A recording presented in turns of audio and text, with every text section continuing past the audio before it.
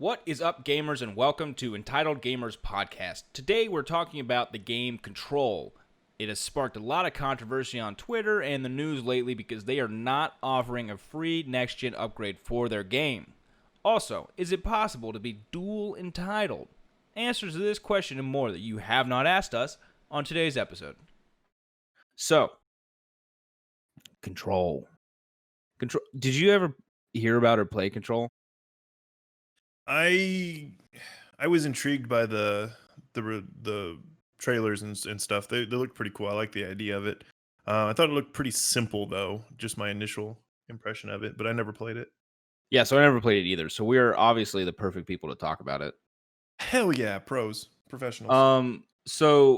Well, what happened was I had bought an NVIDIA graphics card when that game was coming out, and they gave it to you for free, but I lost my redemption code for it, so I never played it. I didn't want to buy it. You had it for free. I literally had it for free. Well, I lost my code. I was gonna do it, but I bought my card in a physical store, so the code was like on the receipt, and no one keeps receipts these days. Fair enough. Anyway, so this game came out a year ago, and obviously this year, the next generation of consoles is happening. A lot of games are upgrading their games to the next generation of console. Most of these are being upgraded for free. Like Destiny, which is an ongoing live service game, is upgrading to the new consoles, and that's a free transition. All your DLC and stuff that you've bought will come with you, except for the stuff that's being removed from the game. That's a different conversation for another day. But so a lot of games are upgrading to the next gen for free if you already own the game, except Control. Control has repackaged their game into Control Ultimate Edition. And the only people who get the next gen, like enhanced version of the game is people who buy the Ultimate Edition. But here's where it's sticky. The Ultimate Edition is literally the exact same as the Deluxe Edition, except that you get the next gen upgrade. So if you bought the Deluxe Edition, you bought all the exact same content that is in the Ultimate Edition, which is the game plus its season pass. So basically, if you bought the game a year ago and you want to play and you get a PS5 and you want to play the PS5 version of the game, you have to rebuy the game. And they released a statement yesterday about why this is, and they said that it's basically a bunch of bullcrap. Like, we had to prioritize one version, so we created the Ultimate Edition and decided to prioritize that version for upgrading and blah blah blah blah blah. We like money, and it is easy to sit here and be like, this dev sucks because money.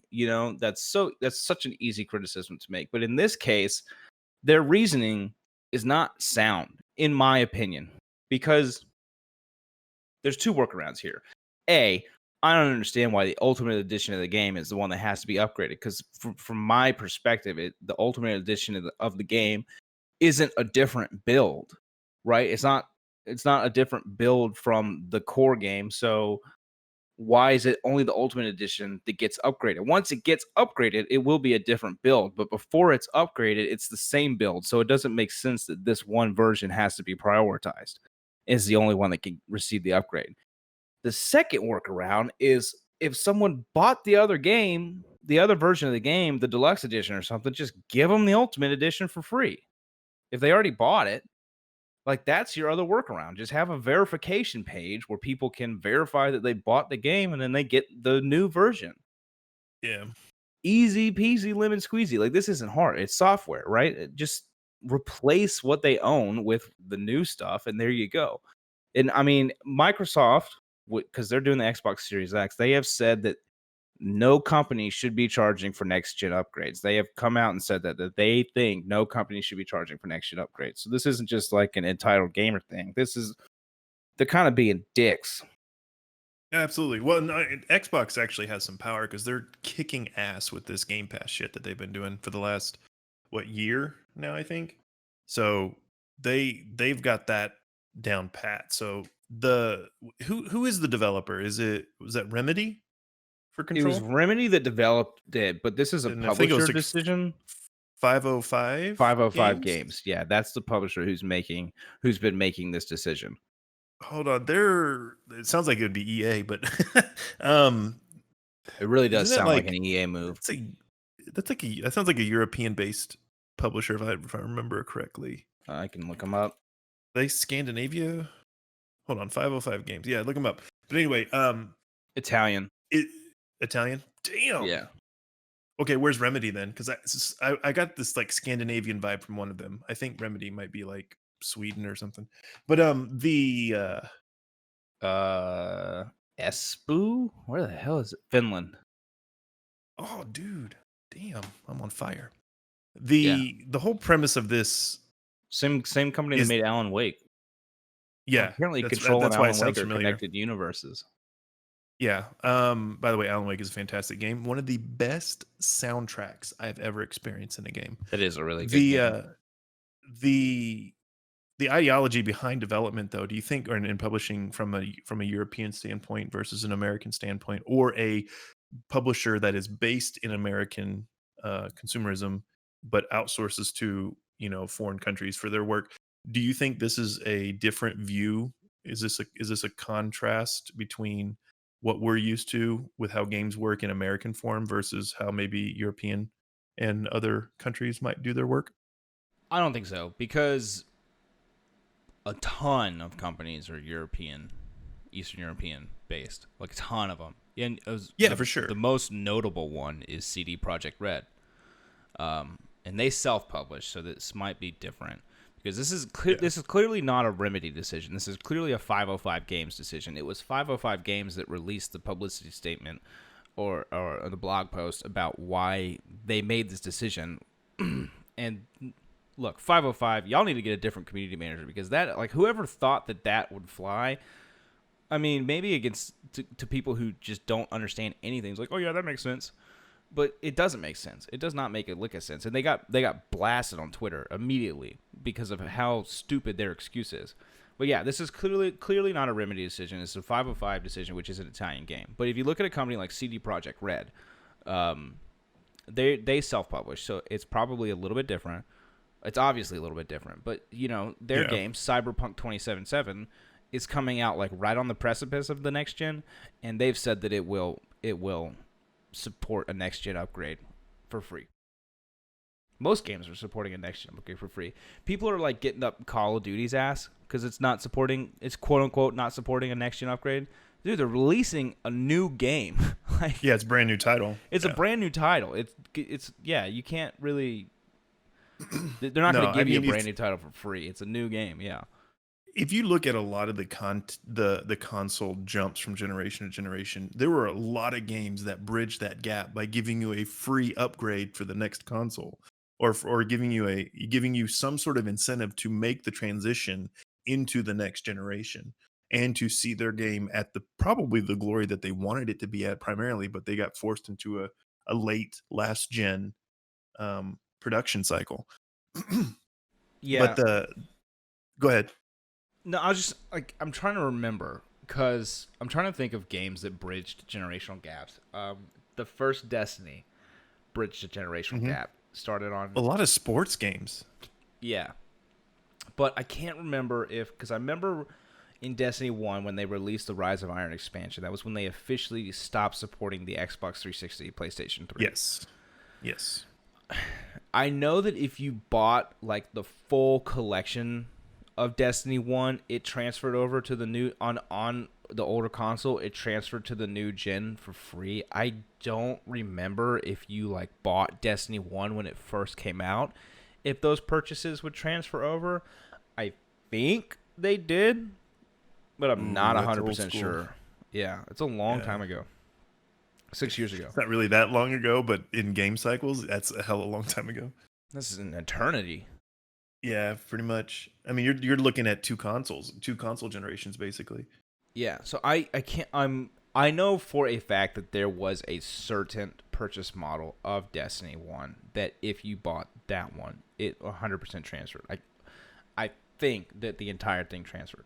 But yeah, with games that bridge generational gaps, a free upgrade to the next gen has been pretty standard. or a substantially discounted one. Yes. Because I mean, like they're going to give this next gen version of Control is going to be a full priced title, right? Yeah, $60. You got to pay the whole. I think it's 60. It might be even be more because it's the Ultimate Edition. Ooh, see previous episodes of that one. But the the whole $40. bridging it's going to be 40. Mm-hmm. At least on Steam right now, it's $40. Oh, okay. Well, when you bridge the gap, you have to, like I said, you have to create an incentive for the people to move. So a lot of these console companies, these platform companies, they'll urge gaming developers and publishers to entice people to move up to the next gen. Of course, they flaunt the hardware and everything, but it's the software that sells these things. And this is a stupid move on 505's behalf to charge people again for a game, which in my opinion wasn't even that appealing in the beginning. It looked cool, but I didn't pull a trigger on it. And I'm usually one that if I like it, I'll jump in before it's even out. This one, I thought it was a neat idea, but it just didn't have enough hook for me to get really pulled into it. And I'm definitely not going to pay for it a second time if I had once. Yeah, there was a lot of hesitation for a lot of people because you didn't really know. It looked pretty decent. A lot of people said it was a really good game, so maybe it is. But there's a lot of people out there that are like me and you that never bought it when it first came out and were thinking about getting it when the next gen upgrade happened, and then they pulled all this shit and they're like, no, screw you guys. And it's a really dirty way to shaft the people who supported your original game from day one. This feels familiar. Didn't what was that other game that Microsoft put up? Quantum Break? Also a Remedy game. Yeah, okay. This has the same kind of vibe because that was at the end. I don't remember. This was back when we had the big showcases and that was debuted and it was all hyped up because it looked fantastic, but then it probably didn't come out for another 4 years. That was the game that had live action cutscenes. That's right. But wasn't there some cross-generation or cross-platform conspiracy surrounding that game? You cross-generation or cross-platform? Not cross-platform, cross-generation between platforms. So that was a Microsoft game, so it would probably be exclusive to Xbox. Just this feels kind of deja vu-ish to that. There was some cross-buy scandal, so this is the first thing that came up in my Google search. Quantum Break cross-buy offer angers Xbox One owners. Phil Spencer faced tough questions over giving free Windows version of Remedy's latest to Xbox customers. Ah, that's what it was. This was when they were dipping their toe into bringing in PC alongside their Xbox stuff. And yeah, I remember that now. I mean, not the same, but kind of, if that makes sense. This is when they were first starting their cross. I can't remember what they actually called it, but it was like if you bought a game, you could play it on Windows or play Xbox. anywhere. Play anywhere. Yeah, that's what it was. So I think that's what it was. Yeah, if you bought Quantum Break on Xbox, you got a download code for the Windows 10 version for free. Why did that piss people off? I think it was wasn't it if you didn't do it in time, or if you purchased it beforehand, like pre-order or something, you didn't get that. I'd have to go back and look, but I remember that being somewhat of a point of contention. So I mean, so you think 505 should give this game for free if you owned it on the previous generation? Yeah, 100%. 100%. Yes, it's the same game. I mean, obviously they're doing additional work to bring it up to next gen, but that's what should motivate newcomers to the series to buy it, right? If you already bought the game and you already own it, there's nothing new to it. It's just being quote unquote enhanced, right? And it's so, it's not even really a remaster. They're just making it take advantage of new hardware. Right, if this was a full-blown remaster, like, Last of Us came out on PlayStation 3, and then they remastered it years later for PlayStation 4, right? Well, this is multiple years later, and it's full like ground up remaster. So obviously you should pay for that a second time. I don't even think it was For full sure. price when it came out. I can't remember though. But the game has been out for a year, and they're just making it take advantage of new hardware, which is work. Absolutely, they're putting work into this. But still, you're just kind of shafting people that already own it. And plus, you if it was one of those things where every developer is doing next gen upgrades that cost money, then we wouldn't be having this conversation. But No. Yeah. they're like, they picked a really weird hill to die on. And it's really kind of left a bad taste in a lot of people's mouth. So yes, I think that they should, if someone owns the game, they should get the new version for free, or at least heavily discounted, like $10.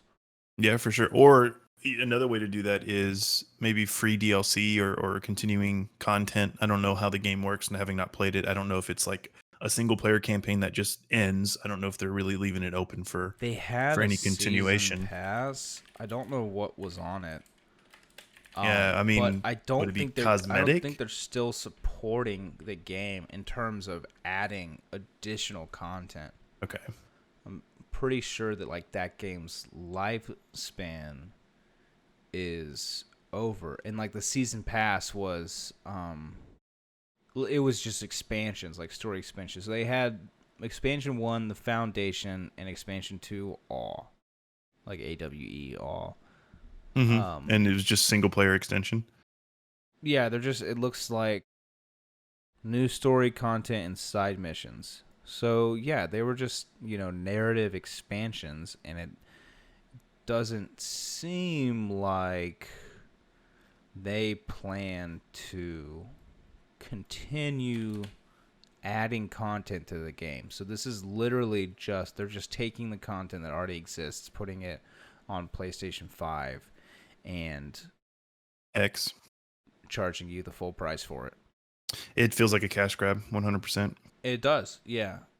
It's just like in these times where so many people are pissed off at the way that microtransactions and season passes and the abuse of cosmetics and FOMO, that, like you said, this is the hill that they would die on, that they would choose to go out on.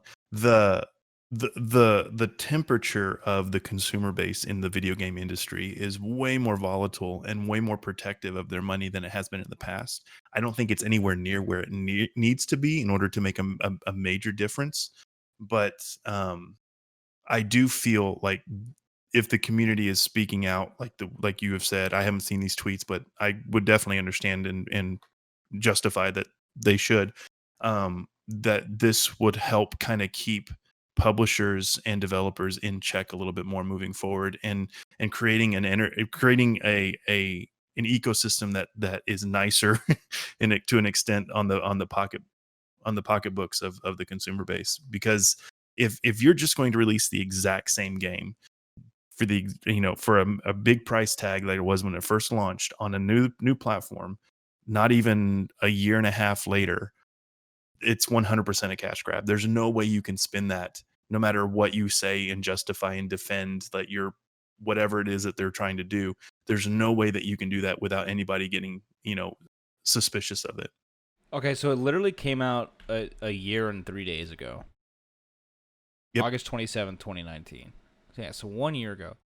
So yeah, I'm with you, dude. It's a cash grab, and they freaking tried to spin it, but it was totally see-through bullcrap. Yeah. Let's see, Control 505 blog post. Let me see if I can, because I read an article that basically broke it down and was like, here's what you need to have read from this. So this was their statement. The objective of Control Ultimate Edition was not to release new exclusive content on the next-gen platforms, but to offer the full Control gameplay experience to new Control players in a single, easy-to-find product. The PlayStation 5, Xbox Series X versions of Control contain the same content as the current-gen game, though they do take full advantage of the power and features provided by the new consoles. The upgrade path we are offering is only possible when upgrading from the same version of the game, as we are only doing additional development on Control Ultimate Edition on the next-gen platforms. We are unfortunately unable to offer an upgrade path to all existing control players. So yeah, this just does not make sense, right? No. So because they're saying we're only doing additional development on Control Ultimate Edition. Well, the only reason you're only doing additional development on Control Ultimate Edition is because you decided to create Control Ultimate Edition in the first place. Yep. You could have just continued doing additional development on the version that already exists and upgrade everyone for free. They literally just made this arbitrary new edition, and they decided to only do additional development on it specifically to back themselves in this corner so they could charge more people money for it. It's like it's a corner that they created. They built the room and then got stuck in the corner.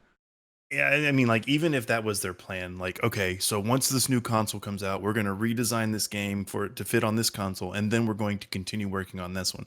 I mean, like, what a massive middle finger to everybody that bought it. You know, like your early adopters, your day one adopters, people that saw Yeah. this game got excited, and they created the community. Probably they created the culture that, you know, this game looks badass. Let's get into it. Let's try it out. It gets, you know, high accolades from, you know, the the reviews that I've seen, and then they're just gonna dump those guys off on the next console and say, hey, if you want to roll with us in this new content, you're gonna have to pick up this whole new game. It's not a new game, but it's a whole new price tag. Yeah, you have to pick up you have to pay us again for the exact same stuff you already have. That's just a massive middle finger. Like, I'm behind him. Yeah, same. I stand with the nerds. They get the Entitled Gamers dick move seal of approval. It is a dick move though.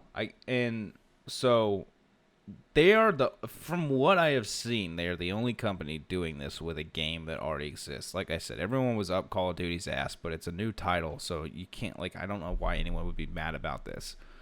Everybody's mad at Call of Duty. I should get Call your of Duty game for free. Ultimate entitled gamer move. Right. We could go into data, like how many copies of this game were sold versus, you know, I guarantee you it's nowhere near what Call of Duty pushes, but what, Control? Yeah.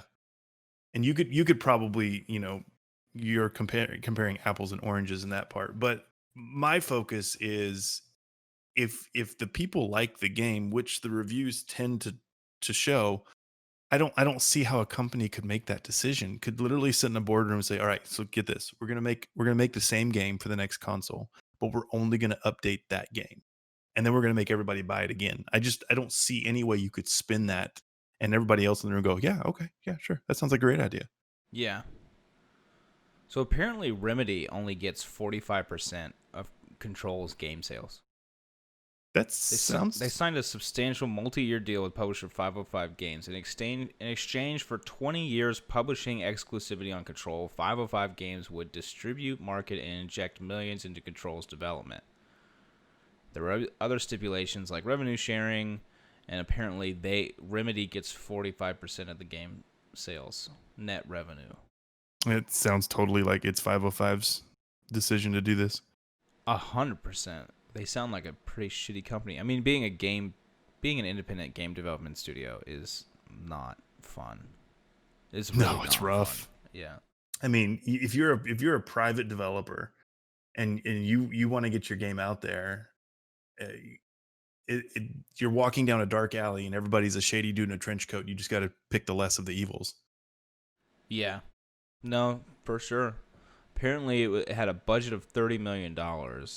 It never topped sales charts from what I'm seeing, but they never released actual, like, units sold or total revenue figures.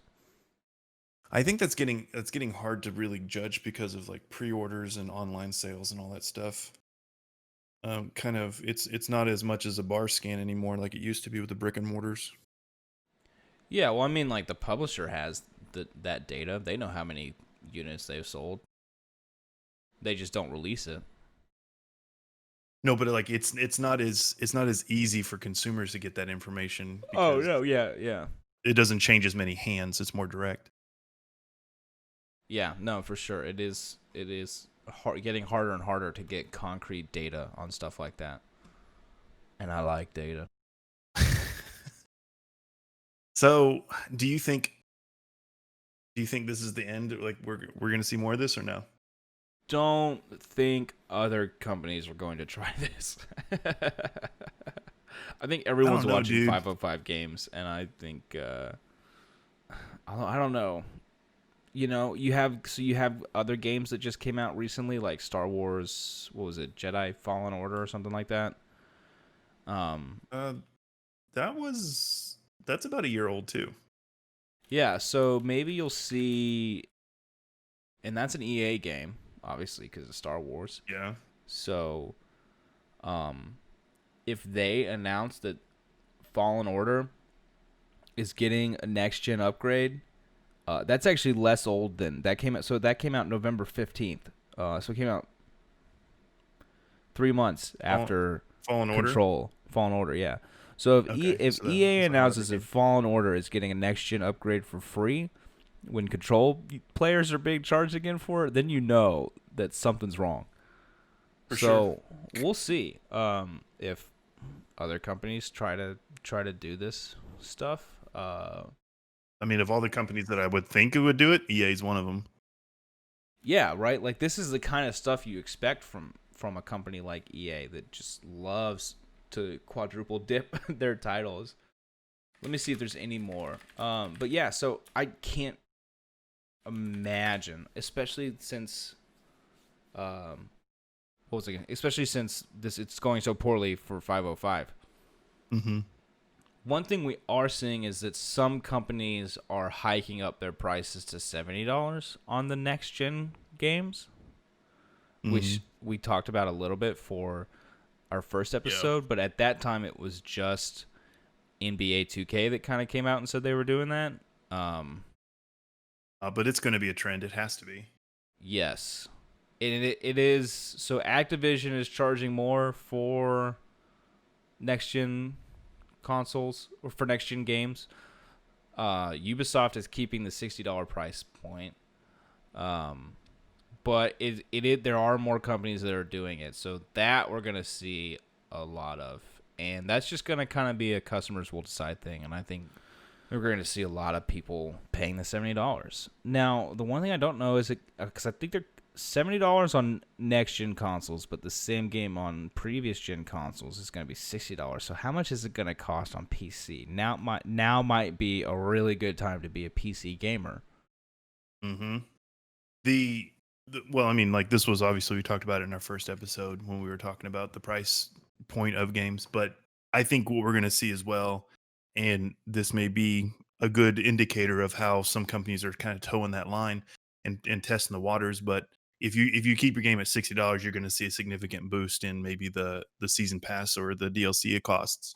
And if you move your price tag up to 70, you're probably going to see a substantial decrease in the amount of DLCs if to kind of compensate for that. I mean that's a perfect world situation. Obviously, if your main game is more expensive and then your subsequent uh content is less, but I don't know. Like I said earlier, this is going to be definitely testing the water. I think this is kind of the opening salvo of companies trying to figure out the best approach to maximizing their profits, but not pissing off the consumer base moving into the next gen and the newer and the higher price tags.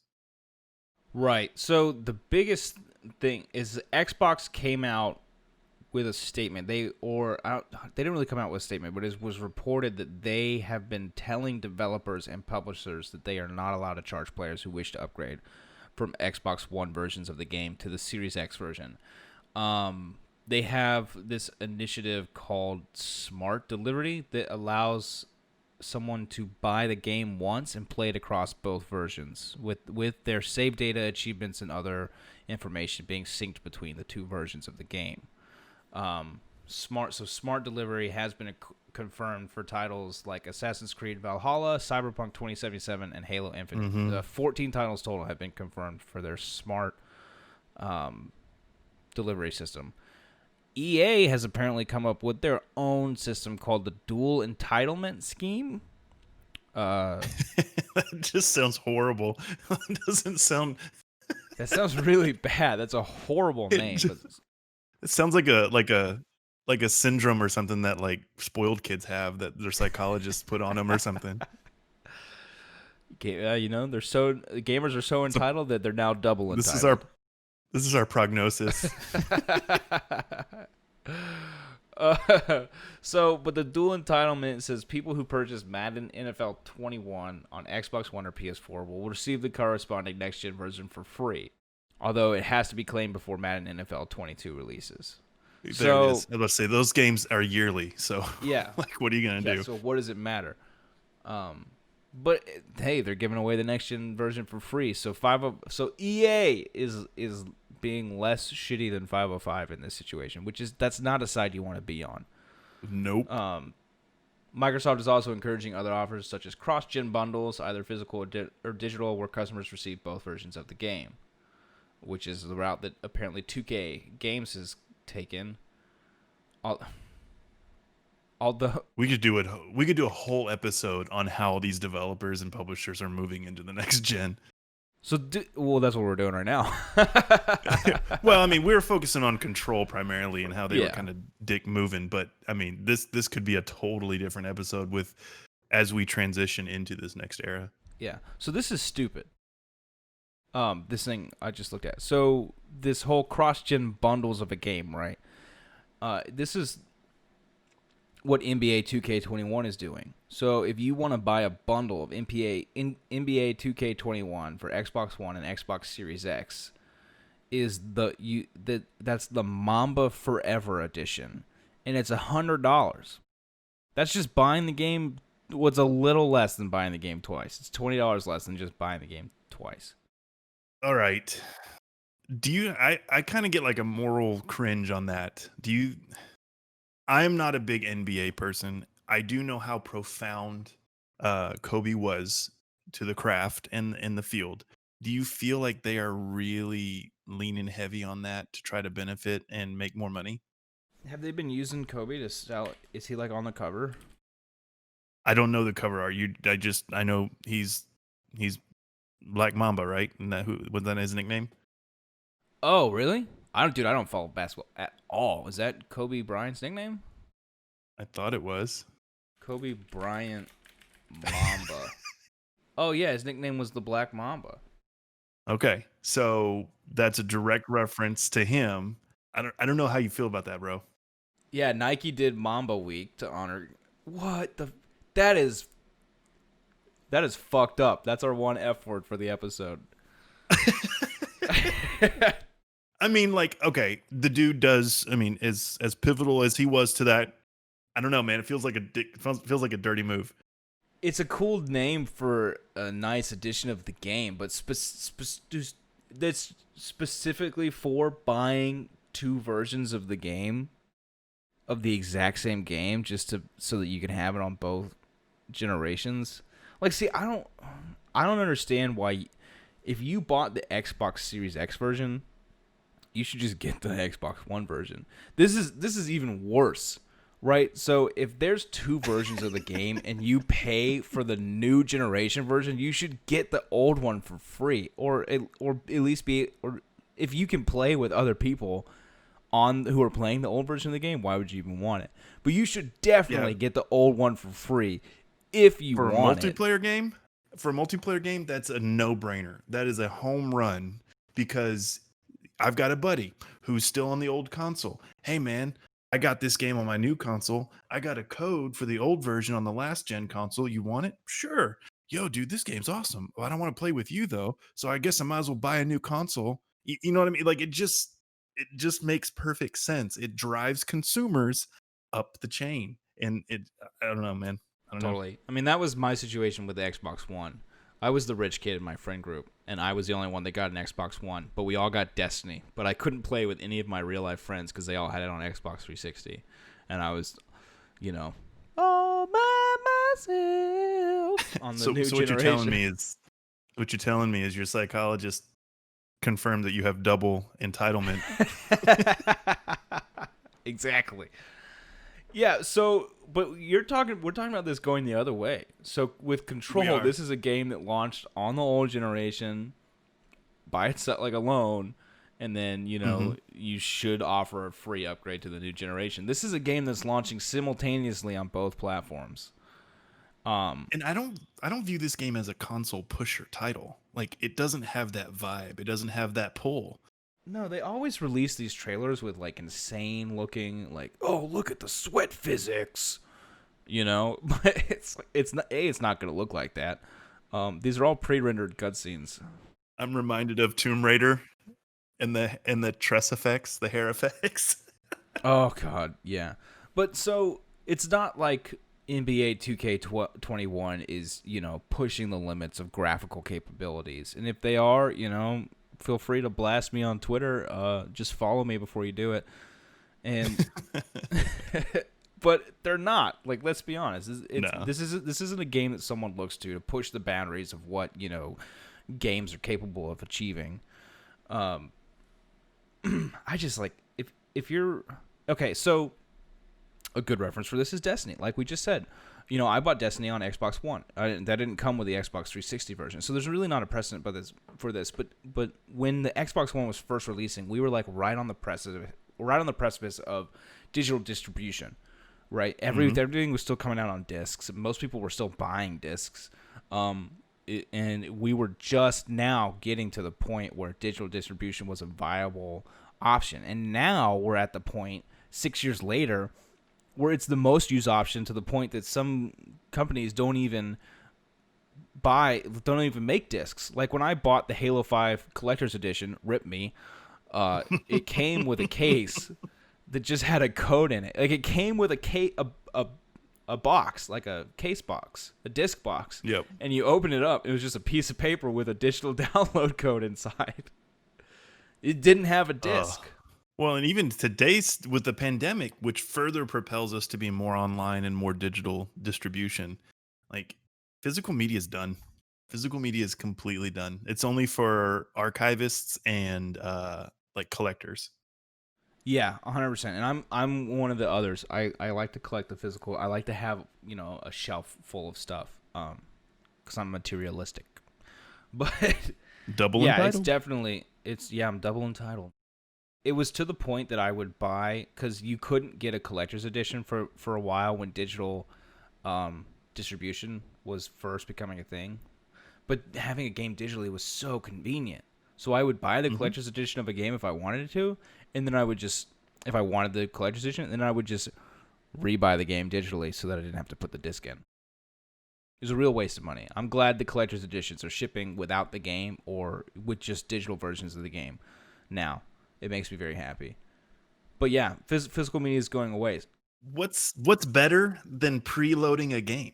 What's better than preloading a game and hitting the go button like 12:01 the Well, launch here's day? the thing, Let's and this is probably this is really a PC only thing. But if you don't have a very fast hard drive, don't preload a game. Oh, for sure. For sure. Because yeah, it takes longer to unpack the preloaded game than it does to just download it after it comes out. Looking at you, PlayStation 4.